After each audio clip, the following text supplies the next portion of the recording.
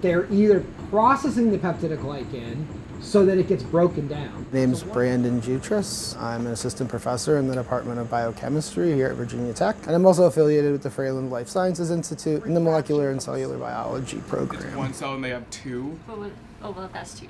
I have a couple graduate students and several undergraduate students. The lab studies the bacteria that causes Lyme disease, Proteobacter burgdorferi. So Lyme disease is simply a bacterial infection. Bacteria that causes Lyme disease is transmitted by ticks, and when the ticks are feeding on a human or on any other type of host, they're transmitting that bacteria. The general public is becoming more aware about the disease. Basically, instead of ignoring a tick bite, people are now paying attention to that. And more doctors are now educated in their ability to diagnose and test for Lyme disease. Watch where it goes and how it works. After you get bit by a tick, you go through some kind of general flu-like symptoms. And if you're not treated promptly and correctly, you can go on to have some kind of these late-stage complications of Lyme disease.